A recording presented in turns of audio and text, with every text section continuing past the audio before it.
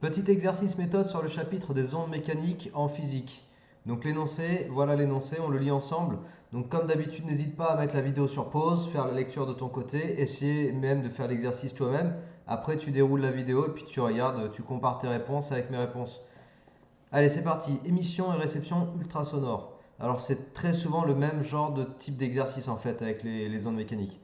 On a un émetteur et un récepteur d'ultrasons qui sont placés côte à côte face à une paroi réfléchissante. Tiens, tu sais quoi, on va faire un schéma en même temps. Donc émetteur, récepteur, ils sont placés côte à côte et ils sont en face d'une paroi réfléchissante. Voilà, donc la première phrase, on pourrait presque la schématiser comme ça. L'émetteur émet des salves d'ultrasons. Les tensions de sortie de l'émetteur, on est en voie A, donc on est ici, et du récepteur, voie B, donc on est ici, sont observées sur l'écran d'un oscilloscope et sont données sur la figure ci-contre. Donc là, en gros, tu réceptionnes le signal de l'émetteur et là, tu réceptionnes le signal du récepteur et tu affiches ça sur l'oscilloscope. Dans les données, on a l'échelle de l'axe horizontal. Donc on te dit 1 milliseconde par division. Une division, c'est un carreau. Sur un oscillogramme, une division, c'est un carreau. Ça, il faut connaître le vocabulaire. Donc en gros, un carreau, ça compte pour 1,0 millisecondes. C'est l'échelle. Et puis on a la vitesse du son dans l'air, 340 mètres par seconde. C'est une valeur qu'on retrouve très souvent. Et qu'on considère le son ou des ultrasons, c'est pareil, hein, ils vont à la même vitesse. Question numéro 1. En quoi une onde ultrasonore est-elle une onde mécanique progressive? Alors la question numéro 1, c'est une question de cours. On te demande en gros de savoir définir onde mécanique progressive. Alors onde ultrasonore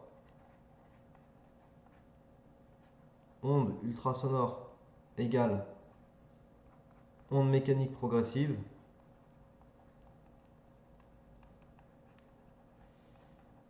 Onde mécanique progressive, car, et c'est là donc qu'on va introduire notre réponse, car c'est une déformation, ok? Une onde est une déformation. C'est une déformation qui se propage, donc elle est progressive, tu vois.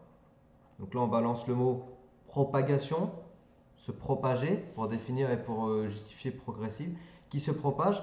Et donc, pour l'histoire de mécanique, le mot mécanique qu'on va justifier, elle se propage dans un milieu matériel.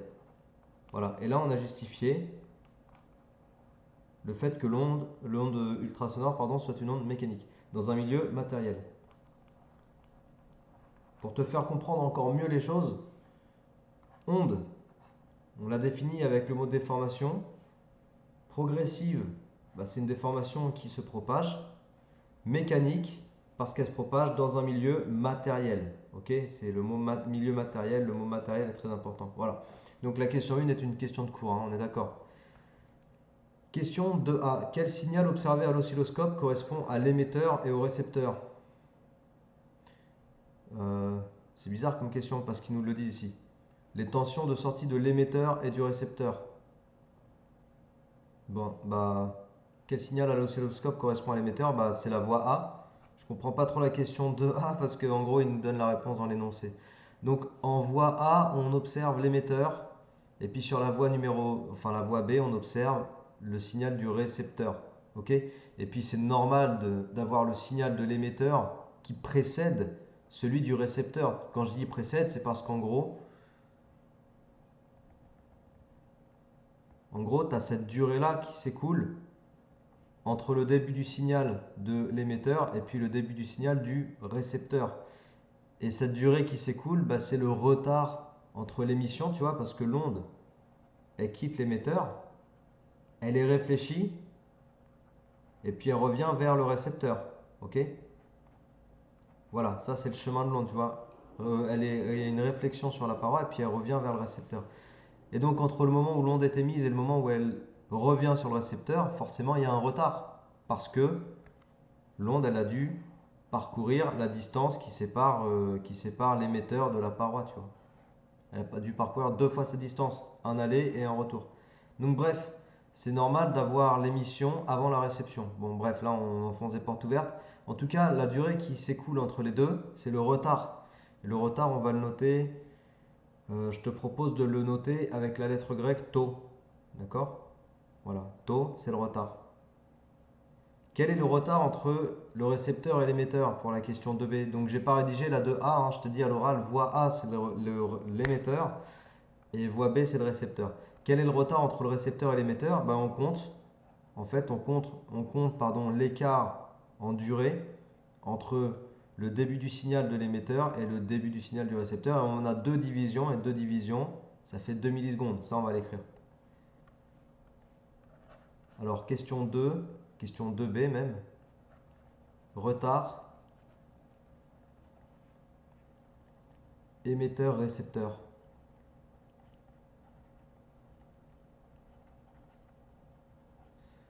Donc là, en fait, on regarde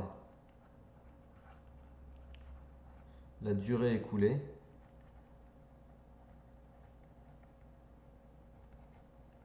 On explique hein, ce qu'on fait. Par exemple, dans un contrôle, tu peux expliquer littéralement ce que tu fais sans mettre un gros pâté de texte, mais juste des choses précises pour expliquer ta démarche. Et là, la démarche, c'est de dire on regarde la durée qui s'écoule entre le début du signal de l'émetteur. Entre parenthèses, on va préciser que c'est la voie A de l'oscillogramme et le début du signal du récepteur, voie B. Voilà, comme ça on a précisé au prof qui te corrige, on a précisé exactement ce qu'on fait. Là je me mets dans le contexte où on est dans un exercice de contrôle, tu vois, comment rédiger dans un contrôle. Le début du signal du récepteur. C'est important aussi ça, tu vois, c'est aussi important de s'entraîner à une bonne rédaction que de s'entraîner à répondre correctement aux questions. Les deux font la bonne note au moment du contrôle, tu vois. Alors si on note tôt le retard, alors taux correspond à deux divisions. Donc le mot division, hein, le mot de vocabulaire pour les oscillogrammes, deux divisions, c'est-à-dire taux égale 2,0 millisecondes. Donc 2,0 fois 10 moins 3 secondes, si tu passes en secondes. Ok. Voilà, donc ça c'est pour expliquer le retard. C'était pour la question 2B. Déterminer la distance qui sépare l'émetteur et le récepteur de la paroi réfléchissante. Donc encore une fois, si la distance, on la note D, entre l'émetteur et la paroi, alors on peut considérer que l'onde, elle parcourt deux fois la distance D. Et elle parcourt cette distance, deux fois D, pendant quelle durée? Pendant la durée tau, pendant le retard. C'est-à-dire le retard, c'est la durée nécessaire pour que ton onde, elle parcourt deux fois D. Ça, on va le noter. On va le noter, donc question 3. Le retard dont on a parlé dans la question juste avant, c'est la durée nécessaire pour que l'onde parcourt la distance 2D. Ok? Et D, on va préciser que c'est la distance émetteur-écran, enfin émetteur-paroi. En gros, là, il faut bien prendre en compte l'aller-retour. C'est un peu le truc, la petite subtilité, mais encore une fois, c'est un truc qui ressort très souvent. Qui ressort très souvent dans ce genre d'exo. Et en fait, donc du coup, on va pouvoir utiliser la relation vitesse égale distance parcourue. Donc nous, c'est la distance 2 fois D, pendant la durée. Et la durée, nous, c'est tau, le retard. Et donc, comme on a ça, on va juste transformer cette relation. C fois tau, c'est égal à 2 fois D. Donc là, j'isole 2 fois D. Et puis après, si je veux isoler D tout court, D égale C fois tau, divisé par 2. Alors C, c'est 340 mètres par seconde. Et tau, on a dit dans la question d'avant que c'était 2,0 fois 10 moins 3 secondes. Donc on n'a plus qu'à appliquer ça. J'ai pas ma calculette. Où est-ce qu'elle est? Attends 2 secondes.